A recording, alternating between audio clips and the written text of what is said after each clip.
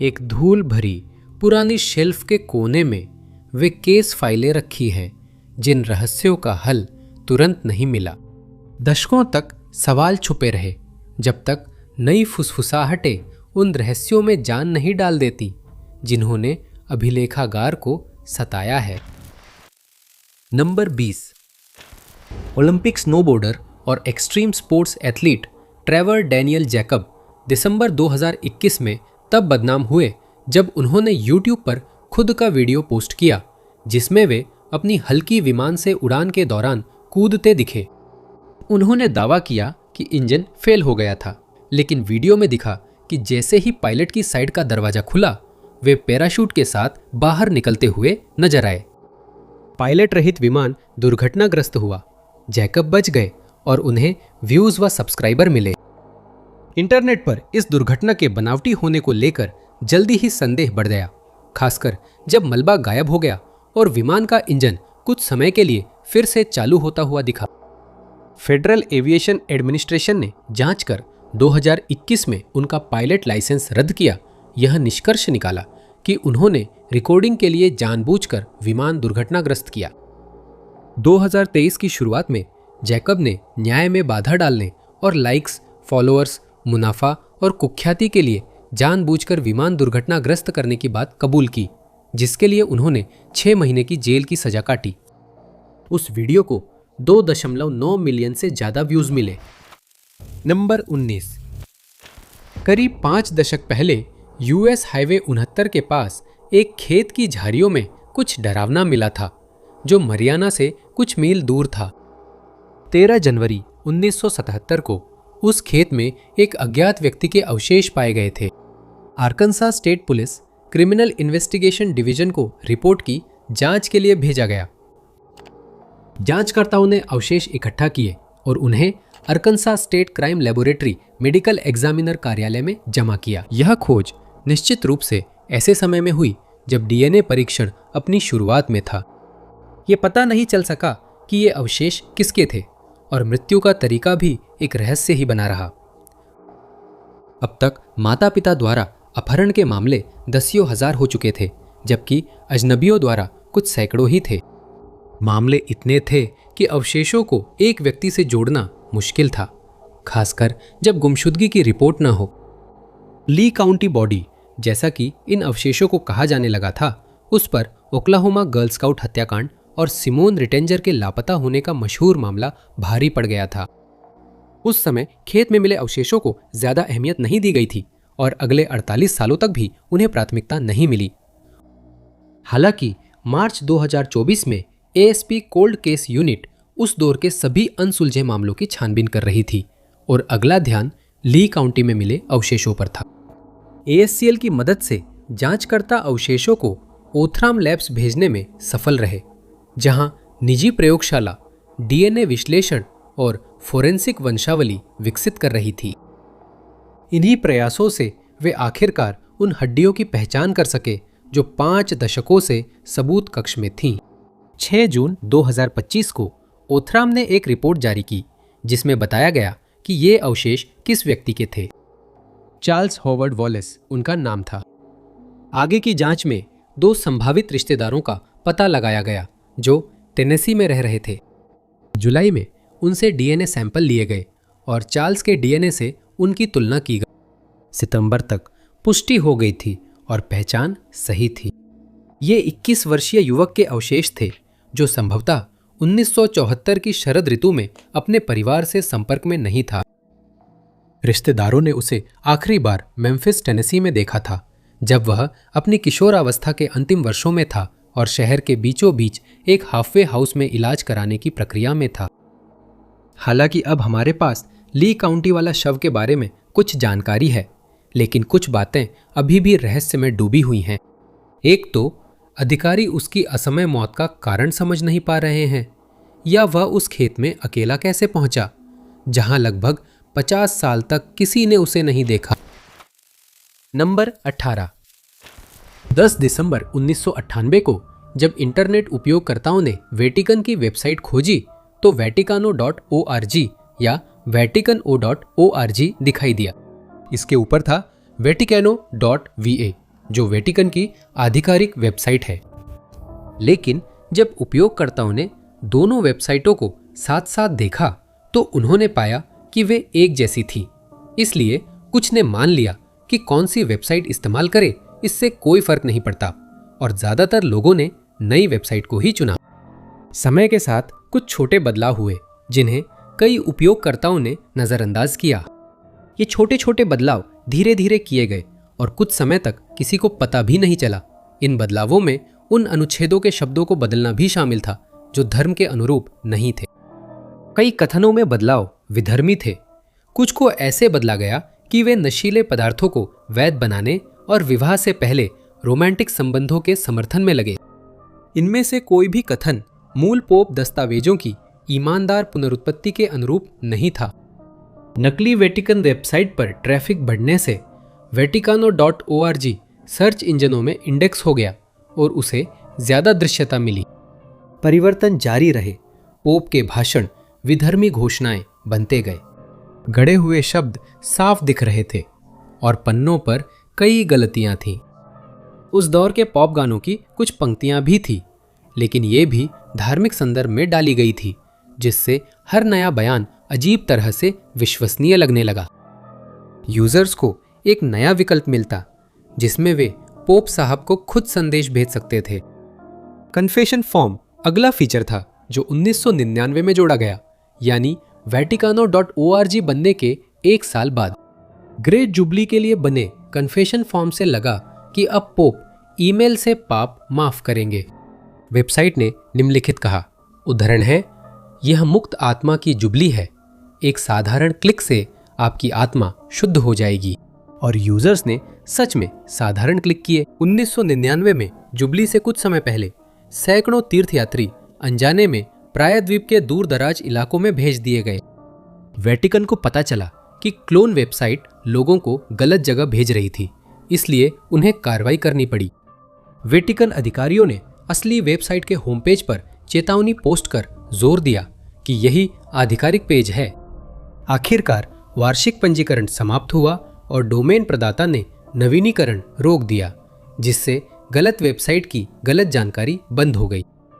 1999 तक वेटिकानो.org पर 40 लाख से अधिक हिट्स और 2 लाख विजिटर थे, और जब इसकी स्थापना के पीछे की सच्चाई सामने आई तो ये इंटरनेट के इतिहास में दर्ज हो गया। वेटिकानो.org को एक छद्म नाम से जोड़ा गया जो बस 1 और 0 के अंकों का समूह था, और वही नाम दूसरी वेबसाइट पर भी दिखा। और इस वेबसाइट ने हमें अवा और फ्रैंको मार्क्स के नाम दिए जो इस अजीब वेटिकन रहस्य के पीछे थे। अवा और फ्रैंको न्यूयॉर्क सिटी के 2 कलाकार हैं जिनकी कला परियोजनाएं वेटिकानो.org डोमेन खरीदने से शुरू हुई। यह फैसला उनके उस प्लान का पहला कदम था जिसका मकसद कैथोलिक चर्च को कमजोर करना था। उन्होंने क्लोनिंग की होड़ लगा दी, पूरे विश्वास प्रणालियों की नकल की, उन्हें रिमिक्स किया और फिर से प्रोग्राम किया। अब उनकी वेबसाइट पर 1998 के वेटिकन घटनाक्रम का जिक्र है, जिसमें लिखा है, हमने डोमेन खरीदा और होली सी वेबसाइट की प्रतिकृति बनाई। ये असली जैसी ही दिखती थी, लेकिन हमने पवित्र ग्रंथों के भीतर सूक्ष्म लेकिन महत्वपूर्ण बदलाव छुपा दिए थे। साइट बताती है कि यह धोखा कैसे उजागर हुआ और मीडिया में तूफान मच गया। नंबर 17। इस समय एक बड़ी विवाद चल रही है जिसने ऐतिहासिक समुदाय को बांट दिया है, जिसमें एक पक्ष सबूतों की तलाश कर रहा है और दूसरा अनुमान के पीछे भाग रहा है। ये सब गीजा के पिरामिडों के रहस्यों पर केंद्रित है। तीखी बहसें मार्च 2025 में शुरू हुई जब एक अजीब और गलत लगने वाली घोषणा की गई थी। पिरामिड के नीचे शहर मिला। इटालियन और स्कॉटिश शोधकर्ताओं ने दावा किया कि उन्होंने सिंथेटिक एपर्चर रडार नाम की एक नई रडार तकनीक का इस्तेमाल किया जो सैटेलाइट रडार डेटा को प्राकृतिक भूकंपीय गतिविधि से पैदा होने वाले सूक्ष्म कंपन के साथ जोड़ती है। रडार ने एक त्रिआयामी छवि बनाई जिसे शोधकर्ता राजा खाफरे के पिरामिड के नीचे छिपे प्राचीन शहर के अवशेष मानते हैं। इसी प्रयास के दौरान पिरामिडों के नीचे 8 ऊर्ध्वाधर संरचनाएं पाई गईं जो लगभग 2100 फीट की गहराई तक फैली हुई थीं। प्रत्येक शाफ्ट कथित तौर पर सर्पिल रास्तों से घिरा है जो 80 मीटर की 2 घनाकार संरचनाओं से जुड़े हैं और अलग अलग कमरों का संकेत देते हैं। शोधकर्ताओं ने बताया कि 5 बहुस्तरीय संरचनाएं कई मार्गों से जुड़ी है जो दशकों से पुरातत्वविदों और इतिहासकारों से छुपी रही।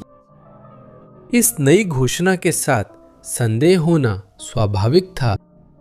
कई विशेषज्ञों ने इन तकनीकों पर चिंता जताई है जिनसे खतरनाक दावे किए जा रहे हैं और जो हमारे इतिहास को बदल सकते हैं। लेकिन ये विरोध इस जुनूनी टीम को निरुत्साहित नहीं कर सका और उन्होंने पिरामिड के नीचे के आंतरिक ढांचे पर शोध जारी रखा।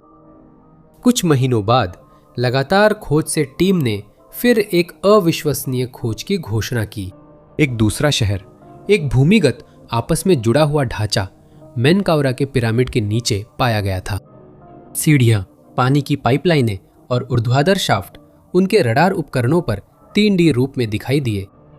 उनका मानना है कि यह बहुस्तरीय परिसर शायद प्रसिद्ध हॉल ऑफ रिकॉर्ड्स का घर हो सकता है जिसका कथाओं में उल्लेख है। कहा जाता है कि हॉल ऑफ रिकॉर्ड्स एक प्राचीन मिस्र की लाइब्रेरी है जो अगर कभी मिले तो ब्रह्मांड के रहस्य खोल सकती है। दोनों छिपे शहर एक बड़े भूमिगत परिसर की ओर इशारा करते हैं, लेकिन इस दावे को बढ़ा चढ़ाकर या अप्रमाणित मानकर खारिज किया जा रहा है। पिरामिडों के नीचे 2 भूमिगत शहरों के होने के अपने दावों के अलावा टीम ने यह भी जोर दिया कि गीजा परिसर 38,000 साल पुराना है, न कि 4,500 साल जैसा कि बताया जाता है। नंबर 16। एक निश्चित डार्क, डरावने, भयानक, परेशान करने वाले वीडियो गेम्स आइसबर्ग की गहराइयों में एक अनपहचाना नाम सूचीबद्ध था, होमानजिनो। इस शीर्षक का अनुवाद छोटा आदमी पुल्लिंग संज्ञा के रूप में होता है, लेकिन गेम का नाम गूगल करने पर कुछ ही वेबसाइट्स मिली। इसमें forum.lostmediawiki.com नाम की एक कथित लॉस्ट मीडिया साइट शामिल थी। होमानजिनो के तहत सूची के अनुसार ये हॉरर गेम 1995 में रिलीज हुआ था और वेनेजुएला से आया था। कहा गया था कि इसे वेनेजुएला के रूढ़िवादी दक्षिणपंथी समूह 3411 ने बनाया था। कहा जाता है कि इस वीडियो गेम का मकसद पूर्व समाजवादी राष्ट्रपति कार्लोस आंद्रेस पेरेस के खिलाफ प्रचार फैलाना था। इस खोई मीडिया साइट पर सिर्फ एक योगदानकर्ता इस गेम पर चर्चा कर रहा है। लगता है कि उसके पास स्क्रीनशॉट्स हैं, लेकिन वह इस जानकारी के लिए कोई स्रोत नहीं देता। इसके अलावा होमानजिनो का कहीं और कोई उल्लेख नहीं मिलता इस खोई हुई मीडिया विकी से अलग। गेम का अन्य उल्लेख हमेशा इसी साइट को संदर्भित करता है। रेडिट यूजर रोटोटॉम्स और बियर इस अजीब नाम को लेकर जिज्ञासु हुए और इंटरनेट मिस्ट्रीज सबरेडिट पर जवाब ढूंढने गए और वहां उसने सारी जानकारी साझा करते हुए होमानजिनो के अस्तित्व में असंगतियों की ओर इशारा किया। क्या ये असली है या धोखा? शुरुआत से ही गेम के केवल विवरण में कई चेतावनी संकेत दिखाई देते हैं। आर्काइव ही एकमात्र साइट थी जिसने इसका जिक्र किया और कथित रूढ़िवादी समूह 3411 का कोई अस्तित्व नहीं है। यह भी उल्लेख किया गया कि एकमात्र योगदानकर्ता के अनुसार गेम खुद पुर्तगाली भाषा में है, जबकि वेनेजुएला में सबसे अधिक बोली जाने वाली भाषा स्पेनिश है। हालात तब अजीब हो जाते हैं जब होमानजिनो के योगदानकर्ता द्वारा अपलोड दोनों गेम प्ले वीडियो एक ही YouTube channel Hank Miller gaming से आते हैं। यही नाम forum.lostmediawiki.com पर भी इस्तेमाल किया गया है, जहां हैंक मिलर ही एकमात्र व्यक्ति हैं जो इस गेम के बारे में बातचीत कर रहे हैं। वीडियो में खुद दर्शक वीडियो गेम में मौजूद पुर्तगाली भाषा पर टिप्पणी करते हैं, ये दावा करते हुए कि ये असल में कोई भाषा है ही नहीं बल्कि सिर्फ समझ से बाहर बकवास है। रेडिट उपयोगकर्ताओं और इंटरनेट जासूसों के मुताबिक इस गेम के पीछे असल में कोई कहानी ही नहीं है और ये गेम असल में मौजूद ही नहीं है। पूरा विचार एक धोखा है जिसे एक व्यक्ति ने बनाया था जिसने हांक मिलर नाम का छद्म नाम अपनाया था। होमानजिनो नाम का ऐसा कोई गेम नहीं है जिसका उपयोग कार्लोस एंड्रेस पेरेस के खिलाफ प्रचार में हुआ हो। गेम प्ले वीडियो शायद खुद बनाए गए हैं क्योंकि 1995 के किसी भी गेमर को पता है कि उस समय के गेम ऐसे नहीं दिखते थे। नंबर 15। जेमिनी मैडलिन पोसी, उम्र 21, स्पिरिट लेक जनजाति की सदस्य अपने बॉयफ्रेंड डीएंजेलो हंट और उनके 7 महीने के बच्चे के साथ 2024 की शुरुआत में फोर्ट टॉटन, नॉर्थ डिकोटा में रहती थी। 3 जनवरी 2024 को वो थोड़े समय के लिए अपनी मां के घर डेविल्स लेक चली गई, फिर फोर्ट टॉटन लौट आई। 4 दिन बाद 7 जनवरी को जेमिनी को आखिरी बार हंट ने उनके अपार्टमेंट से निकलते देखा। उन्होंने कहा था कि एक दोस्त लेने आ रहा है। 11 जनवरी को गुमशुदगी रिपोर्ट दर्ज हुई थी। प्रारंभिक जांच सुराग न मिलने पर रुक गई थी। बाद में हंट को अपने भाई आइजैक की मौत के मामले में 2nd डिग्री होमिसाइड के आरोप में गिरफ्तार किया गया, जिनके अवशेष नवंबर 2025 में स्पिरिट लेक जनजातीय आरक्षित क्षेत्र में मिले थे। आइजैक मार्च 2024 से लापता थे। इस खोज के बाद हंट जेमिनी के मामले में एक संदिग्ध बन गया।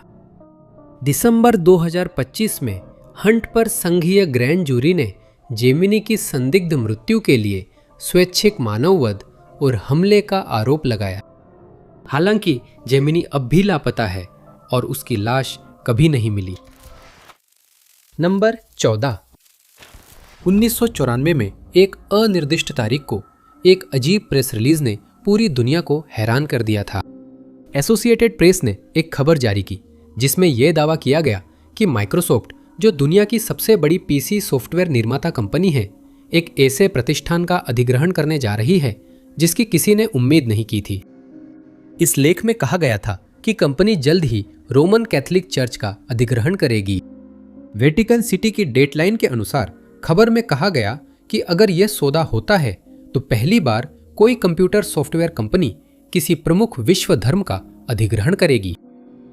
लेख में बताया गया कि शर्तें थीं कि माइक्रोसॉफ्ट को बाइबल के विशेष इलेक्ट्रॉनिक अधिकार मिलेंगे और पोप जॉन पॉल द्वितीय मिलेंगे। संयुक्त कंपनी के धार्मिक सॉफ्टवेयर डिवीजन के उपाध्यक्ष बन जाए। माइक्रोसॉफ्ट के 2 वरिष्ठ उपाध्यक्ष कार्डिनलों के कॉलेज में निवेश करेंगे। समाचार लेख में बिल गेट्स का एक कथित वादा भी शामिल था, जिसमें उन्होंने जोर देकर कहा था कि वे माइक्रोसॉफ्ट कंपनी का उपयोग करके संस्कारों को ऑनलाइन उपलब्ध कराएंगे। खैर, कुछ समय बाद माइक्रोसॉफ्ट ने कहा कि उनका चर्च से कोई लेना देना नहीं है। इस मुसीबत की जांच जल्द ही शुरू हो गई और यह पता चला कि शरारती व्यक्ति ने वास्तव में एसोसिएटेड प्रेस, जो दुनिया की सबसे बड़ी समाचार एजेंसी है, की एक नकली रिपोर्ट का इस्तेमाल किया था। एक अज्ञात शरारती व्यक्ति ने इंटरनेट पर यह दावे फैलाकर कहानी दूर तक पहुंचा दी। इसी दौर में माइक्रोसॉफ्ट एक्वायर्स नामक शुरुआती इंटरनेट मीम्स बने, जिनमें चुटकुले किए जाते थे। एक मजाक में कहा गया कि माइक्रोसॉफ्ट ने माइक्रोसॉफ्ट एक्वायर्स वाक्यांश ही खरीद लिया ताकि मजाक रुक सके। नंबर 13। कैलिफोर्निया में एक आदमी अपने कुत्ते को पट्टे से बांधकर ट्रिनिडाड हार्बर के समुद्र तट पर अपनी रोज की सैर पर निकला। उसे तब पता नहीं था, लेकिन कुछ देर बाद वह डरावनी खोज के कारण फॉर्चूना पुलिस से संपर्क करेगा। सूचना पर पहुंचे अधिकारी ट्रिनिडाड हेड की ओर गए, जो हार्बर में स्थित एक चट्टानी संरचना है। उस आदमी ने अधूरी खोपड़ी की ओर इशारा किया जो उन्हें घूर रही थी। फरवरी 1993 में अधिकारियों ने टुकड़ा इकट्ठा कर हम्बोल्ट काउंटी शेरिफ कार्यालय को सौंपा। बाद में खोपड़ी की डीएनए प्रोफाइल बनाकर National Unidentified Person DNA Index व California Missing Person DNA database में दर्ज की गई। इस प्रोफाइल को कई लापता लोगों और मानव अवशेषों से मिलाया गया, लेकिन वह टुकड़ा किसी से मेल नहीं खा सका। फिर केस की जानकारी नामूस में दर्ज हुई, मामला संख्या यूपी 55,274 के तहत। और बस इतना ही था, इससे ज्यादा कुछ नहीं किया जा सकता था, कम से कम उस समय तो नहीं। आखिरकार दुनिया 1993 में कैलिफोर्निया में मिली खोपड़ी को भूल गई, जो अब अज्ञात मानव अवशेष मामलों की लंबित सूची में है। लेकिन 2024 में इस दशकों पुराने रहस्य में एक नई उम्मीद जगी, जब अमेरिकी प्रतिनिधि जेरेड हफमैन ने लंबित मामलों को सुलझाने और हम्बोल्ट काउंटी शेरिफ कार्यालय को नई जांच और डीएनए परीक्षण करने के लिए फंडिंग प्रदान की। अब HCSO ओथराम लैब वुडलैंड्स टेक्सास को सबूत भेज सकता था। 1993 की खोपड़ी का टुकड़ा वैज्ञानिकों के लिए केंद्र बन गया, जिससे वे फोरेंसिक ग्रेड जीनोम अनुक्रमण से डीएनए निकाल सके। इन प्रयासों से अज्ञात महिला की व्यापक प्रोफाइल बनी, जिसने ऐसे जेनेटिक वंशावली अनुसंधान की नींव रखी जो यह पहचान सकता था कि ये अवशेष किस महिला के थे। कुछ महीनों बाद दूसरी बड़ी सफलता उसी पहचान को उजागर कर देगी। खोपड़ी के जोसेफिन मेडिन की निकली। वह कई लापता व्यक्तियों के डेटाबेस में सूचीबद्ध थी। 3 अगस्त 1987 को निकोलस नामक एक व्यक्ति अपने ट्रिनिटी काउंटी स्थित घर पहुंचा और पाया कि उसकी 48 वर्षीय पत्नी गायब है। उसका पर्स, चश्मा और कार सब वही थे, लेकिन वह वहां नहीं थी। निकोलस ने उसकी गुमशुदगी की रिपोर्ट दर्ज कराई, जिसके बाद उनके घर के आसपास कठिन इलाके में बड़ा स्वयंसेवी अभियान चला, लेकिन 1993 तक उसका कोई सुराग नहीं मिला। निकोलस की पत्नी के मेदिन स्कूल टीचर थी और उनके बॉस के अनुसार वह बहुत अच्छे स्वभाव की थी, जो उन्हें आखिरी बार कार्यस्थल छोड़ते समय देखे थे। ट्रिनिटी काउंटी शेरिफ कार्यालय ने के की गुमशुदगी को संदिग्ध बताया, पर किसी गड़बड़ी या उसके ठिकाने का सुराग नहीं मिला। वो मिल चुकी है, फिर भी इस मामले में रहस्य बना है। अधिकारियों के लिए यह तय करना मुश्किल है कि उनकी असमय मौत का कारण क्या था। ये हादसा था या इसके पीछे कुछ और कहीं ज्यादा भयावह था। नंबर 12। मारा मरे की गुमशुदगी अब भी सोशल मीडिया, पॉडकास्ट और यूट्यूब चैनलों पर चर्चित मामलों में शामिल है। 9 फरवरी 2004 को मारा ने अपने बैंक खाते से $280 एक एटीएम से निकाले, जो उस कैंपस में नहीं था जहां वह रह रही थी। लगभग 3 बजे उस दिन उसने शराब की दुकान से कई ड्रिंक्स खरीदी। शाम 4:30 बजे उसे अपनी 1996 सैटर्न सेडान में न्यू हैम्पशायर की ओर जाते हुए देखा गया। मारा ने अपनी योजनाओं या गंतव्य के बारे में किसी को नहीं बताया। उसकी अगली खबर कई घंटे बाद आई, जब वह व्हाइट माउंटेन्स के एक छोटे से गांव में रूट 112 पर एकल वाहन दुर्घटना में शामिल हुई। बताया गया कि वाहन अनियंत्रित होकर तीखे मोड़ पर बर्फ के टीले से टकराकर पेड़ से टकरा गया। कार का अगला हिस्सा पिचक गया था और अब चलने लायक नहीं था। 10 मिनट बाद पुलिस पहुंची, लेकिन तब तक मारा गायब थी। कार वही थी और कोई संकेत नहीं था कि वह कहां गई या क्या हुआ। ये कहानी 1 साल तक सुर्खियों में रही, फिर धीरे धीरे गायब हो गई। ये मामला किताबों, ब्लॉग्स और फिल्मों तक था, जब तक 2012 में एक रहस्यमय इंटरनेट पहेली से इसमें नई दिलचस्पी नहीं आई। 9 फरवरी 2012 को 112 डर्ट बैग नामक एक यूट्यूब चैनल पर एक डरावना वीडियो पोस्ट किया गया। इसका नाम हैप्पी एनिवर्सरी था और यह मारा कि 8वीं गुमशुदगी की बरसी पर ही पोस्ट हुआ था। वीडियो में एक आदमी का पूरा चेहरा दिखता है जो चश्मा पहने हुए है। वो कैमरे में देखता है और एक अजीब सी हंसी हंसना शुरू करता है जो बहुत देर तक चलती है। वह हंसी धीरे धीरे पागलपन भरी तेज हंसी बन जाती है। फिर वह आदमी अचानक चुप हो जाता है। वह आंख मारता है और दृश्य धीरे धीरे फीका पड़ जाता है, जिससे गुलाबी रंग में लिखा हुआ हैप्पी एनिवर्सरी दिखाई देता है। हालांकि कुछ भी नहीं कहा गया था, लेकिन इंटरनेट जासूसों को संदेह होने लगा कि वीडियो अपलोड करने के समय को देखते हुए उस आदमी का मारा और उसकी गुमशुदगी से कोई संबंध हो सकता है। दूसरों को यह वीडियो बस किसी सनकी की स्मार्टफोन से की गई शरारत लगा, लेकिन फिर यह बताया गया कि चैनल का नाम ही सीधे उस अजीब मामले की ओर इशारा करता है। शीर्षक का 112 रूट 112 की ओर था, जहां मारा आखिरी बार दिखी थी, और डर्ट बैग हिस्सा उस इंटरव्यू का संदर्भ था जिसमें मारा के पिता ने कहा था कि उनकी बेटी को डर्ट बैग्स ने अगवा किया। इस वीडियो ने ऑनलाइन काफी ध्यान आकर्षित किया, यहां तक कि इसके हर पहलू की जांच पड़ताल करना पुलिस को इसमें शामिल करने के लिए काफी था। अधिकारियों ने 112 डर्ट बैग की जांच की और उसे आसानी से ढूंढ लिया क्योंकि उसका चेहरा स्क्रीन पर साफ था। जांचकर्ताओं ने बाद में पाया कि उसका नाम एल्डन ओल्सन था और उन्होंने पहले उसे जांच के दायरे में रखा, फिर मुख्य संदिग्ध माना। ओल्सन को ढूंढ लिया गया, उनसे विस्तार से पूछताछ की गई और जांच की गई। जांच में सामने आया कि उसके चैनल पर मारा से जुड़ी कई प्रविष्टियां थी, जिनमें एक का शीर्षक मारा मरे था। वीडियो में ब्रेटन वुड्स माउंटेन रिसोर्ट का टिकट दिखता है, जिसकी तारीख महिला के लापता होने के 2 दिन बाद की है। लेकिन इस पहलू के बारे में कोई महत्वपूर्ण जानकारी उजागर नहीं हुई। पूरी तरह से जांच के बाद ओल्सन को बाद में रिहा कर दिया गया। पुलिस ने निष्कर्ष निकाला कि वह सिर्फ इंटरनेट पर ट्रोलिंग कर रहा था और शायद अस्थिर भी था। उन्होंने देखा कि वह डरावने वीडियो पोस्ट कर मारा के परिवार को चिढ़ा रहा था, लेकिन वह सिर्फ ऑनलाइन पहचान था, अपराध में शामिल नहीं था। नंबर 11। दिसंबर 1988 में एक 20 साल की महिला ने डेकाल्ब काउंटी पुलिस को एक हिंसक हमले की रिपोर्ट की। 30 दिसंबर को जब वह अपनी स्टोन माउंटेन अपार्टमेंट लॉक कर रही थी, एक स्की मास्क पहने आदमी ने चाकू की नोक पर उसे कॉम्प्लेक्स के सुनसान झाड़ीदार हिस्से में ले गया। हमलावर ने भागने से पहले जान से मारने की धमकी दी। पीड़िता ने मदद ली। उसका बॉयफ्रेंड उसे DKPD और फिर ग्रेडी मेमोरियल अस्पताल ले गया, जहां DNA लिया गया। लेकिन 1988 में DNA जांचने की तकनीक उपलब्ध नहीं थी, इसलिए सबूतों को जॉर्जिया ब्यूरो ऑफ इन्वेस्टिगेशन ने सुरक्षित रख लिया। 3 दशकों से भी अधिक समय बाद जून 2019 में मामला फिर से खोला गया और DNA की जांच न्याय विभाग की सहायता से की गई।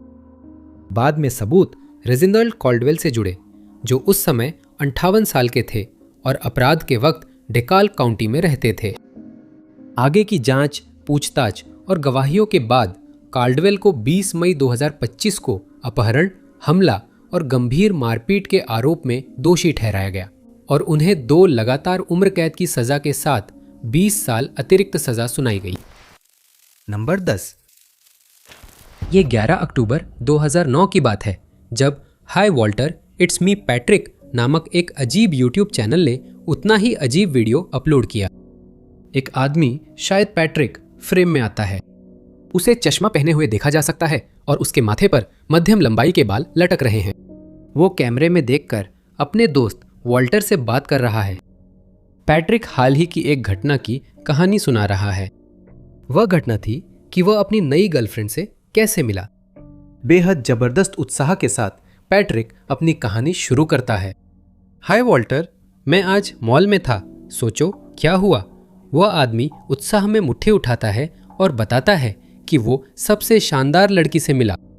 वह कहता है कि वे जेसी पे नहीं गए और जिस लड़की का नाम नहीं बताया गया ने कई कपड़े आजमाए। लड़की ने काफ़ी चीज़ें खरीदी। फिर पैट्रिक ने बताया कि वे दोनों ज्वेलरी स्टोर गए, जहां उसने भी कुछ चुना। वीडियो खुद ही बेहद असहज करने वाला है और इसके बाद भी स्थिति बेहतर नहीं होती। मैं जानता हूं कि उसे कैमरे पसंद नहीं है, वह शुरू करता है, लेकिन फिर भी मैं आपको उसे दिखाने जा रहा हूं।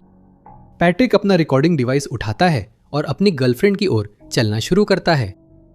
कोई उम्मीद कर सकता है कि वह सोफे पर बैठी हो, टीवी देख रही हो या फर्श पर लेटी हुई कोई मैगजीन पढ़ रही हो, लेकिन पैट्रिक एक बंद दरवाजे की तरफ जाता है, उसे खोलता है और अंधेरा कमरा दिखाता है।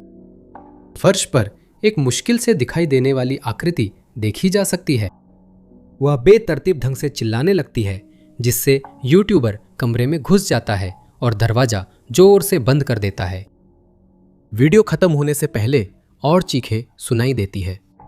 वीडियो से लग रहा था कि यहाँ कुछ बहुत डरावना हो रहा था।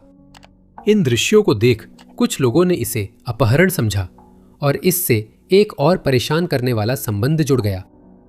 सिर्फ 2 महीने पहले विस्कॉन्सिन की एक युवा निवासी कायला बर्ग गायब हो गई थी। वह अपने बॉयफ्रेंड के साथ गाड़ी में घूम रही थी, तभी वे उसके घर पर रुके। केविन ने कहा कि बिजली कटने पर सारी लाइटें बंद हो गईं और उसी दौरान कायला गायब हो गई। फिर वह कभी नहीं दिखी। गुमशुदगी के वक्त उसने लाल स्पेगेटी स्ट्रैप टॉप, गहरे नीले रंग की हुड वाली स्वेटशर्ट, जीन्स, भूरे कम एड़ी वाले सैंडल और चांदी की रिंग वाला नेकलेस पहना था। पैट्रिक द्वारा पोस्ट किए गए एक वीडियो में फर्श पर दिखाई दे रही लड़की ने भी वैसी ही शर्ट पहनी हुई लगती है, हालांकि वो थोड़ा ज्यादा गुलाबी रंग का दिखता है। इस वीडियो ने चिंता फैलाई और सोशल मीडिया पर वायरल हुआ। ये वीडियो कई मंचों पर घूमा और कई साल बाद एक पुलिस अधिकारी तक पहुंचा।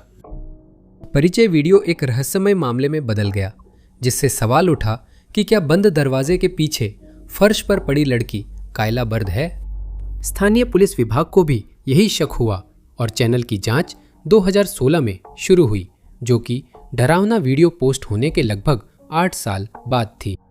जल्द पता चला कि पैट्रिक समाज के लिए खतरा नहीं है और केला की गुमशुदगी में उसका हाथ नहीं था। इसके बजाय वह एक YouTube कॉमेडी चैनल 2150 स्टूडियोज का अभिनेता था, जिसने एक दुर्भावनापूर्ण स्किट की थी जिसने समुदाय और लापता लड़की के माता पिता पर गहरा असर डाला। नंबर 9। बाइबिल युग का एक और रहस्य है वाचा का संदूक, जो रहस्यों की बढ़ती सूची में लंबे समय से उल्लेखित होता आ रहा है। ये कहाँ है? ये क्या है? सवाल अब भी है। बाइबिल के अनुसार सोने से मढ़ी लकड़ी की संदूक एक अहम वस्तु रखने के लिए बनाई गई थी, जिससे बाइबिल की कहानी आगे बढ़ती है। यह संदूक मूसा को दी गई पत्थर की तख्तियों के लिए बनाया गया था। कहा जाता है कि वह संदूक यरूशलेम के प्राचीन मंदिर के परम पवित्र स्थान यानी पवित्र मंडप में रखा गया है और उसमें 10 आज्ञाओं की तख्तियां अब भी मौजूद हैं। लेकिन फिर से हमारे सामने एक बड़ा सवाल खड़ा होता है, वह कहाँ है?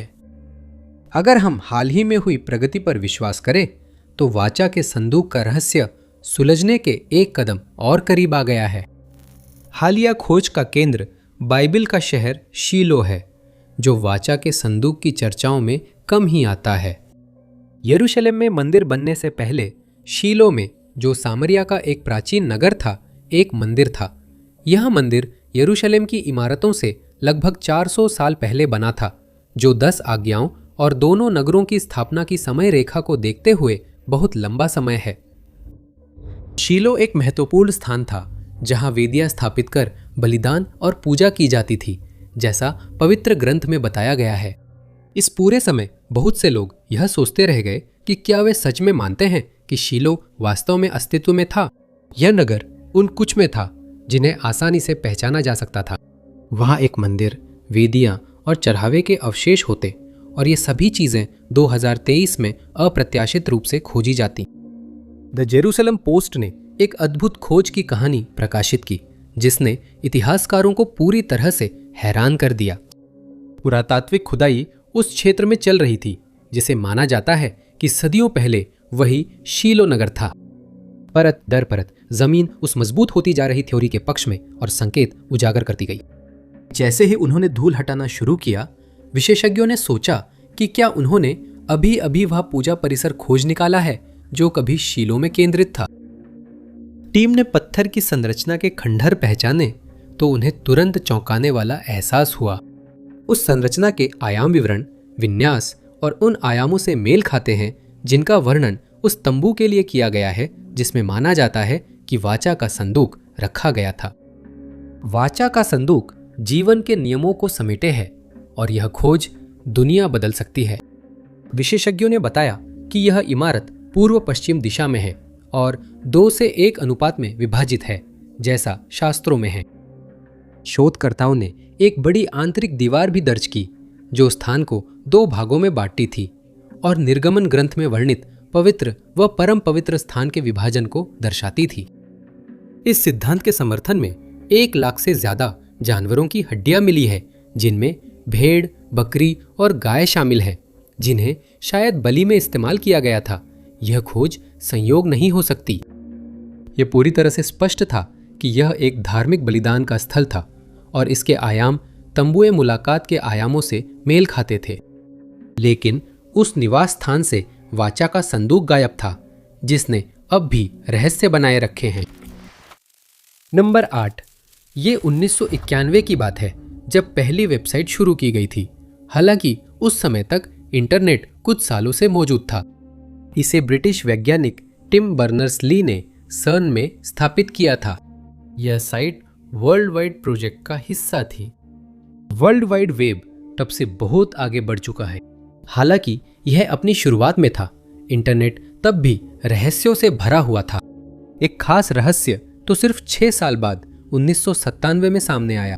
Mortis.com सबसे शुरुआती इंटरनेट रहस्यों में से एक है, जो सिसाडा 3301 से पहले और 1996 के मार्कोवियन पैरालेक्स डेनिग्रेट के बाद आया था। mortis.com डोमेन 1997 में थॉमस ली नाम से रजिस्टर किया गया था। ये ऑनलाइन काले बैकग्राउंड पर साधारण यूजर नेम और पासवर्ड प्रॉम्प्ट दिखा। 2011 में गलती से खोजे जाने पर यह सोशल मीडिया पर चर्चा में आ गया, जबकि पहले किसी ने ध्यान नहीं दिया था। एक सोशल मीडिया यूजर ने इस रहस्यमय साइट को कुछ खास प्लेटफॉर्म्स पर पोस्ट किया और वहीं से ये रहस्य अपने आप फैलने लगा। शोधकर्ताओं और ऑनलाइन जासूसों ने 2011 में इस अजीब साइट की जांच शुरू की, जो 2013 तक चलती रही। इन्हीं 3 वर्षों के दौरान mortis.com बेहद अजीब और रहस्यमय बन गई। ये डोमेन टेराबाइट्स डेटा और अनियमित नामों वाली फाइलें होस्ट कर रहा था। तुरंत ही कई थ्योरीज फैल गई। कुछ लोग कहते थे इसमें अवैध चीजें हैं, दूसरे इसे सरकारी रहस्य मानते थे।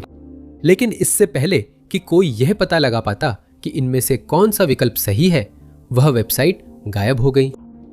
वह डोमेन ही नहीं, उसकी कैश प्रतियां, संदर्भ और उस मामले के लिए समर्पित कम्युनिटी विकी भी इंटरनेट से पूरी तरह गायब हो गए थे। पता चला कि किसी ने वेब बैक मशीन से संग्रहित प्रतियां हटाने का अनुरोध किया था। सिद्धांत फिर लौट आए। एक नई थ्योरी ये थी कि ये FBI का स्टिंग ऑपरेशन था और अगला अनुमान बंद हो चुकी कला परियोजनाएं थीं। इन कथाओं को साबित नहीं किया जा सका क्योंकि वेबसाइट गायब थी। कुछ लोग दावा करेंगे कि डोमेन हटाने से पहले वे लॉगिन बाईपास कर सके। हालांकि हर बार ये दावे निराधार पाए गए। कई वर्षों तक mortis.com इंटरनेट रहस्यों में रहा, लेकिन अब इसे आइसबर्ग के सॉल्ट सेक्शन में डाल दिया गया है। इंटरनेट का वो रहस्य जिसने हैकर्स व शोधकर्ताओं को उलझन में डाल दिया था, अब सुलझ गया है।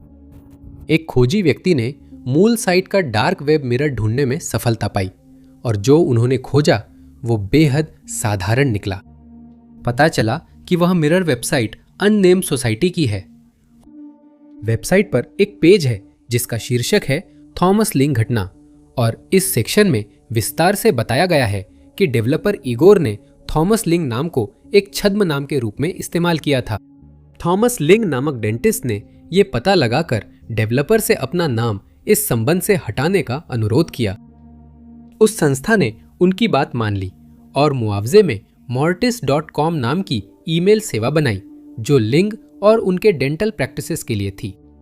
कई सालों तक सोशल मीडिया उपयोगकर्ता इस बात को लेकर परेशान रहे कि मोर्टिस में शायद कोई परेशान करने वाली जानकारी हो सकती है, लेकिन बाद में पता चला कि यह तो सिर्फ डेंटिस्ट्री जैसी सामान्य चीज के लिए एक ईमेल सेवा थी। नंबर 7, सेज स्मिथ, जिन्हें चार्लोट्सविल वर्जीनिया में दादी ने पाला का बचपन मुश्किलों भरा था। माता पिता के अलगाव और फोस्टर केयर में रहते हुए उन्हें बुलिंग झेलनी पड़ी। फिर भी सेज आकर्षक थी और हेयर ड्रेसर बनने की सोच रही थी। 2012 की शुरुआत में हैरिस स्ट्रीट के अपार्टमेंट में शिफ्ट होने के बाद उन्होंने कॉस्मेटोलॉजी में दाखिला लिया। 20 नवंबर 2012 को 19 साल की सेज ने अपनी रूममेट को बताया कि वह शाम 5:40 बजे डेट पर जा रही है और बाद में लौट आएगी। अगले दिन वह लापता थी। कॉल्स वॉइसमेल पर जा रही थी और उनकी सौतेली बहन ने उन्हें आखिरी बार शाम 6:30 बजे मेन स्ट्रीट पर देखा था। 22 नवंबर को रूममेट्स ने उनके लापता होने की रिपोर्ट दर्ज कराई। पुलिस ने हैरिस स्ट्रीट और वर्जीनिया विश्वविद्यालय में तलाशी ली, लेकिन सफलता नहीं मिली। उनका फोन असामान्य रूप से बंद था, इसलिए पुलिस ने उन्हें खतरे में माना और अनहोनी की आशंका जताई। जांच में पता चला कि सेज का आखिरी संपर्क एरिक मैकफैडन था, जिनसे वह एम्ट्रैक स्टेशन के पास मिलने वाली थी। दोनों चुपचाप संदेश भेजते और मिलते थे। कहा जाता है मैकफैडन ने सेज को पैसे दिए ताकि वह उनके रिश्ते को उसकी पार्टनर एस्थर अविनी से छुपाए रखे। सेज के गायब होने के 2 दिन बाद एस्थर ने मैकफैडन की गुमशुदगी रिपोर्ट की। 1 दिन बाद मैकफैडन ने एस्थर से पैसे मांगे और फिर पुलिस से संपर्क किया जब उसे बताया गया कि पुलिस उससे बात करना चाहती है। उसने सेज से मिलने या उसके ठिकाने की जानकारी होने से इनकार किया, फिर गायब हो गया और हाल तक लापता रहा। 1 दशक से भी अधिक समय तक दोनों गुमशुदगियां अनसुलझी रहीं। अक्टूबर 2025 में पुलिस ने लॉस एंजलिस में मैकफैडन का पता लगाया जब उसने कानूनी तौर पर नाम बदलने की कोशिश की। जांचकर्ताओं ने उससे पूछताछ की, पर विवरण अभी गोपनीय हैं। सेज की तलाश में कोई प्रगति नहीं हुई, लेकिन पुलिस ने मामले को संभावित हत्या कहकर अपडेट किया, शायद नई जानकारी या मैकफैडन के 2012 के बयान के कारण, जिसमें उसने सेज के दुश्मनों का जिक्र किया था। नंबर 6। 2005 की शुरुआत में एक परेशान कर देने वाला रहस्य सामने आया, जिसने पशु प्रेमियों और कार्यकर्ताओं के बीच सोशल मीडिया पर हड़कंप मचा दिया। साइट save2be.com ने एक चौंकाने वाली बात पेश की। साइट के मालिक ने अभी अभी एक घायल खरगोश को बचाया था और उसे फिर से स्वस्थ करने की कोशिश कर रहे थे। उन्होंने उस जानवर का नाम टोबी रखा। शुरुआत में ऐसा लगा जैसे यह एक ऐसा पेज था जहां उसे बचाने वाला टोबी की मदद के लिए दान मांग रहा था, लेकिन साइट के मालिक ने एक ऐसी मांग रख दी जिससे पूरी कहानी बदल गई। अगर उन्हें टोबी की देखभाल के लिए 30 जुलाई तक पेपाल के जरिए $50,000 का दान नहीं मिला तो वे उस खरगोश को पकाकर खा जाएंगे। उस मांग को पढ़ते ही लोगों की सांसें थम गई। कहा जाता है कि जैसे ही सोशल मीडिया यूजर्स ने इस जानलेवा खतरे से जानवर को बचाने की उम्मीद में पैसे भेजने शुरू कर दिए, दान की बाढ़ आ गई। कथित तौर पर प्यारे खरगोश की तस्वीरें और बिना सबूत खतरे की बात ने कई यूजर से पैसे दिलवा दिए। बताया जाता है कि सेव टोबी अभियान के लिए $16,380 18 सेंट जुटाए गए, जो हैरान करने वाली रकम है, खासकर जहां खरगोशों को बेकार समझा जाता है और पशु शरणालयों को अपना काम चलाने के लिए मामूली संसाधनों के लिए भी जूझना पड़ता है। ये आंकड़ा पेज के नीचे उभरा था, शायद ये दिखाने के लिए कि खतरा कितना गंभीर है। यह संख्या बदलती रहती थी, जिससे लगता था कि अच्छे लोग टोबी को पकाए जाने से बचाने के लिए पैसे दे रहे हैं, लेकिन असल में ऐसा नहीं हो रहा था। स्नोप्स, जो इंटरनेट के फैक्ट चेकर्स हैं, ने आकर मामला संभाल लिया और खरगोश को भी बचा लिया। साइट ने खुलासा किया कि उन्हें जानवर को धमकी देने वाली साइट के बारे में कई पाठकों से ईमेल मिले थे और उन्होंने यह पता लगाने के लिए जांच शुरू की कि क्या वाकई कोई आदमी पैसे का लक्ष्य पूरा न होने पर खरगोश को खाने वाला था। साइट को यह निष्कर्ष निकालने में ज्यादा समय नहीं लगा कि सेव टोबी वाकई में एक धोखा था। असल में यही आधार था जिसने सब कुछ उजागर कर दिया। पैसे भेजो, नहीं तो खरगोश मारा जाएगा। अगर ये काफी स्पष्ट नहीं था तो एक और विजिटर ने पेज पर छुपा हुआ एक गुप्त बयान खोज लिया, जिसने आखिरकार पूरे रहस्य का अंत कर दिया। नीचे लिखा था, ध्यान दे, यह एक मजाक है, कृपया केवल सामान खरीदने या save2be.com को सपोर्ट करने के लिए ही दान करें। व्याख्या स्पष्ट थी, टोबी कभी भी असली खतरे में नहीं था। नंबर 5।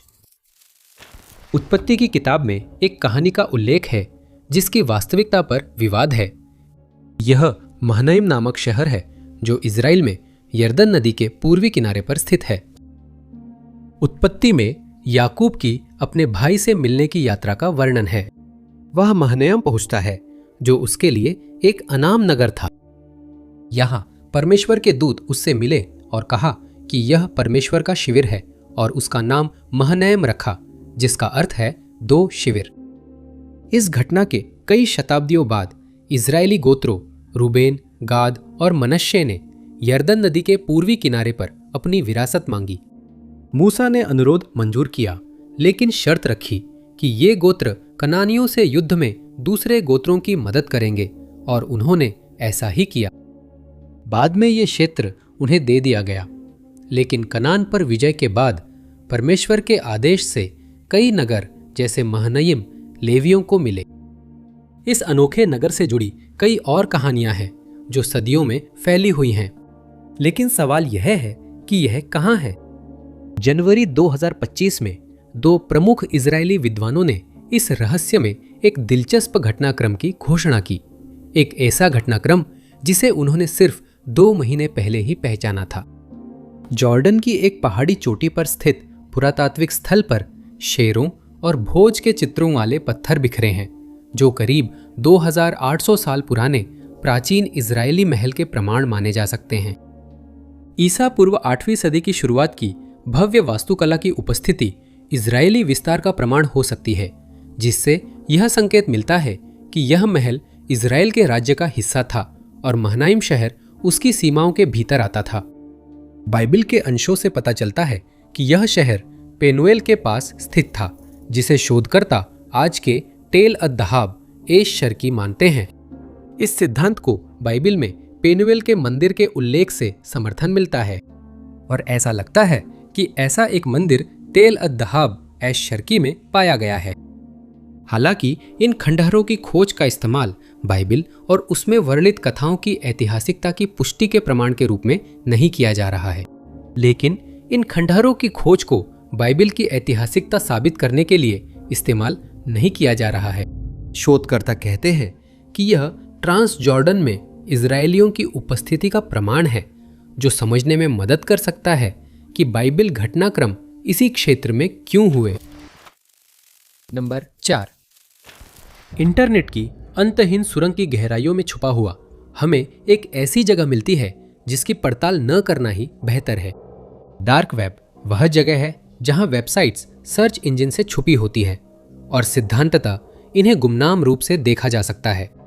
नाम से ही लगता है कि यहां भयावह और विचलित करने वाली चीजों के होने की बात कही जाती है। डार्क वेब पर चोरी की जानकारी बेचना आसान हो गया है। Credit card, social security number और ईमेल पासवर्ड अक्सर बड़ी मात्रा में खरीदे जाते हैं।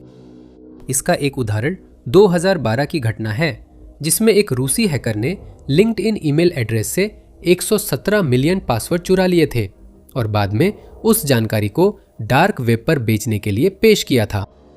2016 में लगभग 200 मिलियन पासवर्ड याहू से चोरी होकर डार्क वेब पर डाले गए थे। लेकिन डार्क वेब के पीछे एक और डरावना अंधेरा है, जो सिर्फ डर नहीं बल्कि जिज्ञासा भी जगाता है। रेड रूम्स को लेकर अफवाह है कि ये डार्क वेब का अवैध और गुप्त हिस्सा है, जहां वेबसाइट्स डरावनी घटनाओं के अनदेखे वीडियो दिखाने का दावा करती हैं। जो वहां भटकते यूजर्स होते हैं, उनसे आमतौर पर क्रिप्टो करेंसी में हजारों की रकम ली जाती है। सफल भुगतान के बाद उन्हें डरावनी चीजों की झलक मिलती है, जो लाइव अपराधों के रूप में होती है, जिनमें हमला, यातना और हत्या शामिल हैं। कभी कभी यूजर्स पीड़ित के भाग्य पर वोट कर सकते हैं। Red room sessions dark web से प्रसारित होते हैं, जिससे दर्शक की पहचान अधिकारियों से यहां तक कि वीडियो के पीछे मौजूद लोगों से भी छिपी रहती है। डार्क वेब के रेड रूम्स क्या है, इसका संक्षिप्त विवरण किसी हॉरर फिल्म जैसा लगता है और ऐसा ही होना चाहिए। रेड रूम की कहानी की उत्पत्ति क्रीपी पास्ता, यूट्यूब षड्यंत्र वीडियो, हॉरर फिल्मों और डीप वेब चैलेंजेस से जुड़ी हुई है। इंसान इनके प्रति इतने आकर्षित क्यों होते हैं? इंटरनेट के सबसे गहरे हिस्सों में सिर्फ किसी अनजान की यातना और किसी दूसरे की हत्या देखने की बुरी प्रवृत्ति इंसानों में क्यों होती है? शायद इसी कारण कई लोग उन यूट्यूब चैनलों पर जाते हैं जिनके नाम में अनजान या रहस्य होता है। हम वर्जित और अनदेखी चीजों के प्रति जुनूनी हैं और हमारे भीतर एक विकृत, नींद उड़ा देने वाली जिज्ञासा है, जो केवल अनदेखी चीजों को देखकर ही शांत होती है। डार्क वेब दर्शकों को ठीक वही माहौल देता है जिसमें वे ऐसा कर सकते हैं। यह एन्क्रिप्टेड संचार, गुमनामी और ऐसी मुद्रा प्रदान करता है जिसे किसी एक व्यक्ति तक ट्रेस नहीं किया जा सकता। रेड रूम्स की अवधारणा इंटरनेट के सबसे आसान रहस्यों में है, जिसे 2 वाक्यों में खारिज किया जा सकता है। टॉर, जो डार्क वेब के लिए जरूरी वेब ब्राउजर है, इन लाइव स्ट्रीमिंग रेड रूम्स को चला नहीं सकता क्योंकि यह अस्थिर है। दूसरा, इसके अस्तित्व को लेकर चर्चा और जिज्ञासा के बावजूद आप सोचेंगे कि कम से कम एक स्क्रीनशॉट तो मिल जाता, लेकिन अब तक जितने भी मिले हैं सब फर्जी निकले हैं। तीसरा, ये सब एक साधारण ट्रेकिंग से शुरू हुआ था। 2 दोस्त जंगल की ओर निकल पड़े। उम्मीद थी कि वे प्रकृति के साथ समय बिताएंगे और आराम करेंगे, लेकिन इसके बजाय उन्हें एक ऐसी खोज मिली जिसने आने वाले दशकों तक उनका पीछा नहीं छोड़ा। उसके बाद ट्रैकिंग यात्राएं चिंता और आशंका से मुक्त नहीं थीं। 9 जनवरी 2015 को बेखबर ट्रेकर्स खुद को स्पेन के पुएर्तो दे सोमिएदो नामक कस्बे के बाहर पाए, जो अपने पहाड़ी रास्तों और सोमिएदो नेशनल पार्क के लिए जाना जाता है। लेकिन यह कस्बा अब दूसरी वजह से चर्चा में होगा। अपनी यात्रा के दौरान उन दोनों यात्रियों को कुछ ऐसा मिला जिसकी उन्होंने कभी उम्मीद नहीं की थी। एक लाश। एक संकरे नाले के पास एक कंबल था जो एक संदिग्ध और अस्पष्ट आकार ले रहा था, जिससे और जांच की आवश्यकता महसूस हुई।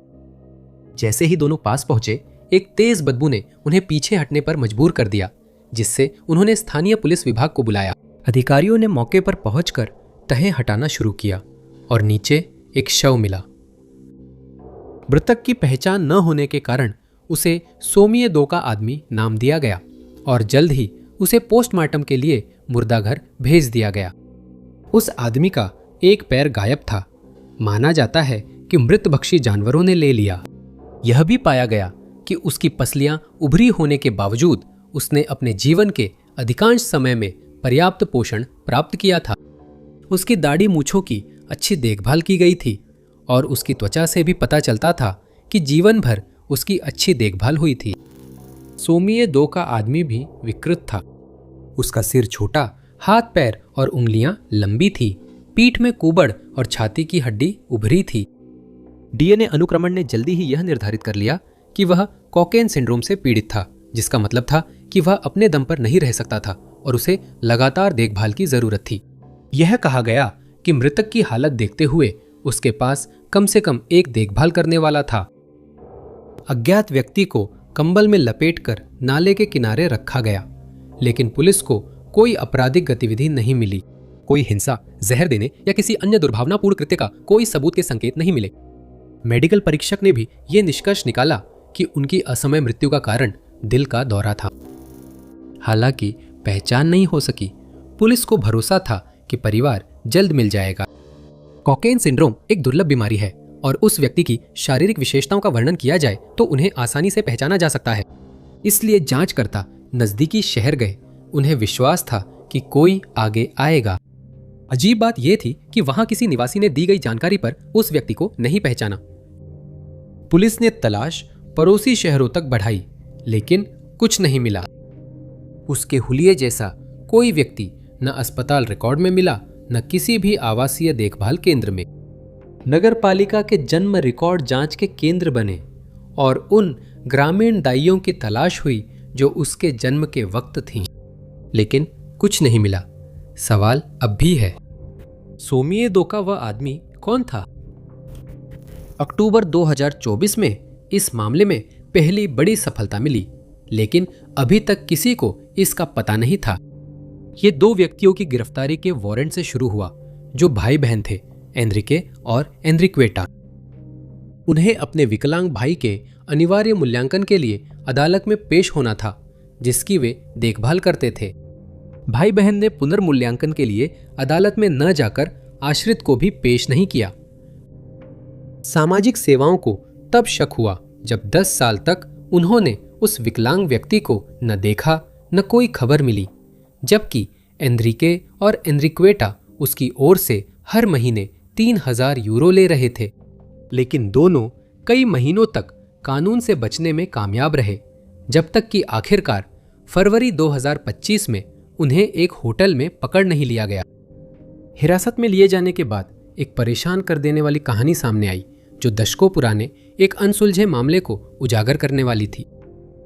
लुइस मारिया जेसी, जिन्हें लुइसिन कहा जाता था, एनरिक और एनरिकेटा के विकलांग भाई थे, जिनका जिक्र अदालतों में हो रहा था। वे सेरेब्रल पाल्सी के साथ पैदा हुए थे, उन्हें गंभीर मोतियाबिंद था और वे बहरे थे। पूछताछ में पता चला कि भाई पहले से ही कानून प्रवर्तन के लिए जाना पहचाना था, क्योंकि 2015 में उसकी लाश कंबल में लिपटी नाले के पास मिली थी। लुइसिन ही सोमिएदो वाला आदमी था। भाई बहनों ने अपनी कहानी जारी रखी, यह कहते हुए कि जब उनकी आखिरी देखभाल करने वाली की मृत्यु हो गई तो उन्होंने उनकी जिम्मेदारी ले ली थी। अगले 10 वर्षों तक सामाजिक कार्यकर्ता की जांचों में भी ऐसे ही नतीजे सामने आए। वह आदमी वहां नहीं था, वह बाहर बीमार या रिश्तेदारों से मिलने गया था।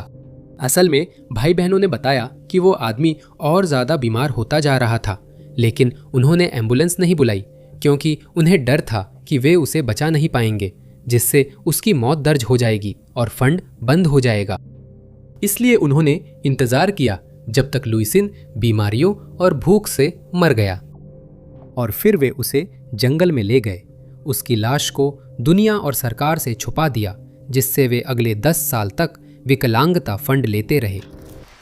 नंबर 2, होम्यूनिकुलस की अवधारणा, जिसका अर्थ है छोटा इंसान, पहली बार 16वीं सदी में दर्ज की गई थी।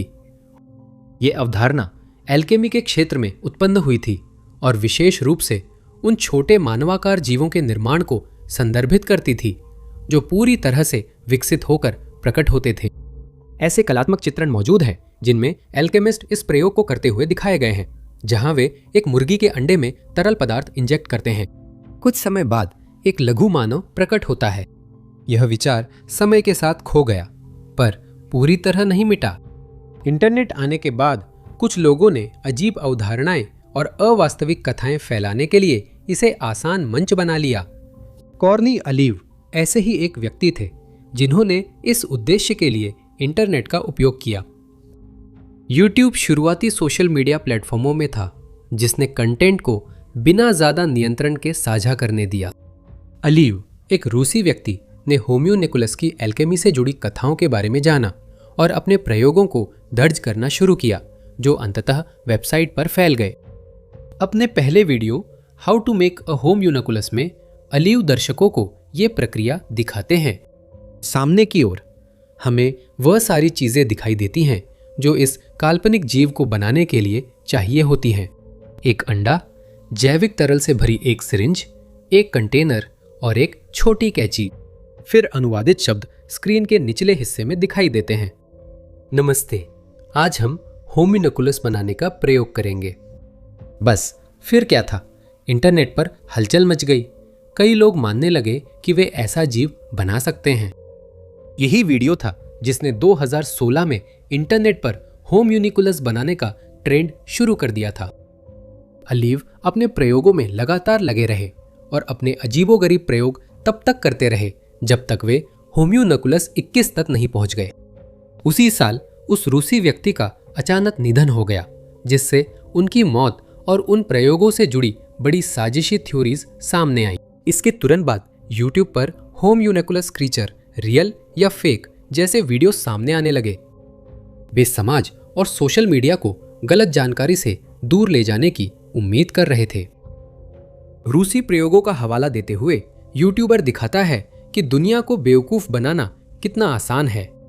प्लास्टिसीन, चुंबकीय क्षेत्र और बारीकी से की गई कैमरा एडिटिंग ही उस जीवित से दिखने वाली चीज के पीछे थे जो मुर्गी के अंडे से निकलती हुई लग रही थी। उन हरकतों को जबरदस्ती कराया गया था। होम्यूनिकुलस एक कठपुतली था। अलीव ही नहीं बल्कि वे लोग भी कठपुतली चलाने वाले थे जो मानते थे कि साधारण चीजों जैसे मुर्गी के अंडे और बिना नियंत्रित पर्यावरण से भी सूक्ष्म जीव बन सकते हैं। बिल ने होम्यूनिकुलस इंटरनेट रहस्य को धोखा बताया और इसे बोनसाई किटन्स व 2000 के दशक के जेन पेट्स के साथ जोड़ा। नंबर 1, चिली की सीमाओं और दक्षिण पूर्वी प्रशांत महासागर में स्थित ये द्वीप अपने रंगीन इतिहास और स्मारकों के लिए प्रसिद्ध है। मोआई, जिन्हें ईस्टर आइलैंड हेड्स भी कहते हैं, द्वीप की प्रमुख विशेषता है। इन्हें रापा नुई लोगों ने बनाया और 1995 में विश्व धरोहर स्थल घोषित किया गया। विशेषज्ञों के बीच इस बात को लेकर अब भी बहस जारी है कि वहां के निवासी पहली बार अपने घर कैसे पहुंचे थे। ऐसी बहस तब होती है जब पूछा जाता है कि वे वहां से कैसे गायब हुए।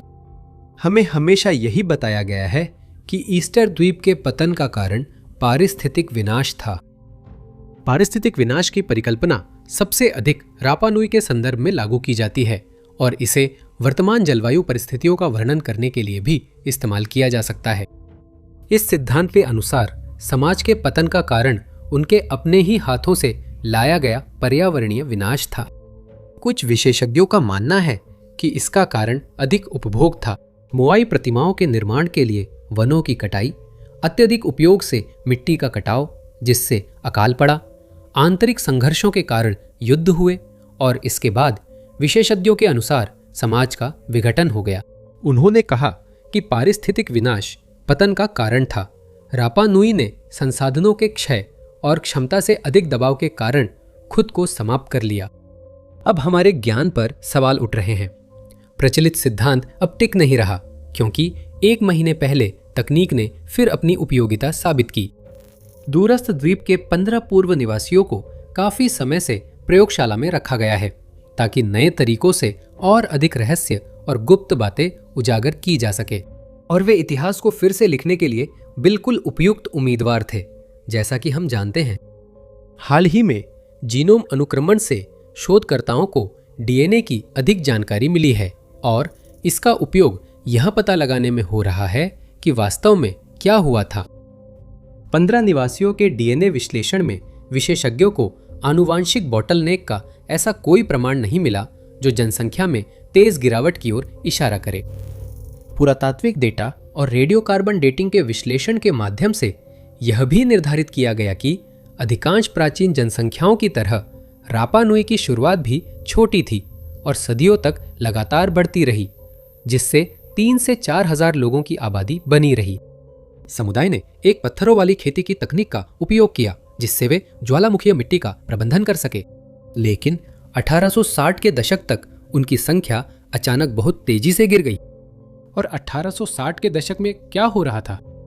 गुलामी, पश्चिम की ओर विस्तार, राष्ट्रवाद, इलाकों पर कब्जा, सुधार, नरसंहार और गृह युद्ध। इन कारकों को देखने और शोधकर्ताओं द्वारा एकत्र किए गए डेटा का उपयोग करने पर जल्द ही यह पता चला कि पारिस्थितिक विनाश निश्चित रूप से पतन का कारण नहीं था। उस दशक में पेरू के दास व्यापारी द्वीप आकर अपनी नावों में जितने रापा नुई लोगों को भर सकते थे उतनों को पकड़कर ले गए।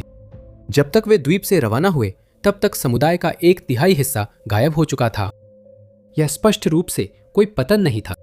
विशेषज्ञों के अनुसार जनसंख्या पतन का मतलब है किसी निश्चित समय में 80 से 90% की कमी, न कि तुरंत पूरी तरह से समाप्त हो जाना। लेकिन फिर भी यह केवल 1/3 आबादी है। बाकी रापा नुई कहाँ गए? तो जीनोम्स ने ईस्टर द्वीपवासियों का सबसे बड़ा रहस्य उजागर किया, उनका मूल अमेरिकियों के साथ आदान प्रदान। ये पाया गया कि कोलंबस के अमेरिका पहुंचने से पहले ईस्टर द्वीप के लोग समुद्र पार करके दक्षिण अमेरिका गए थे, जहां उनके जीन वहां की मूल आबादी के जीन के साथ मिल गए। ये हाल ही में पता चला, लेकिन ये चौंकाने वाली बात नहीं है। मौखिक परंपराएं लंबे समय से ईस्टर द्वीपवासियों और मूल अमेरिकियों के संबंध की कहानी सुनाती रही है और शकरकंद की मौजूदगी ने यूरोपीय संपर्क से पहले व्यापार दर्शाया। कुछ विशेषज्ञों और आम जनता ने झूठी कहानी छोड़ने में हिचकिचाहट दिखाई, जबकि इसका सबूत जीनोम और डीएनए में है। देखने के लिए धन्यवाद। अगर आपको यह वीडियो पसंद आया हो तो जरूर उस लाइक बटन को दबाएं। साथ ही सब्सक्राइब करना और नोटिफिकेशन बेल को दबाना न भूलें ताकि आप हमारे सभी आने वाले वीडियो से अपडेट रह सके। मेरा नाम टॉप 5 अननोन्स है और मैं आप लोगों से अगले वीडियो में मिलूंगा।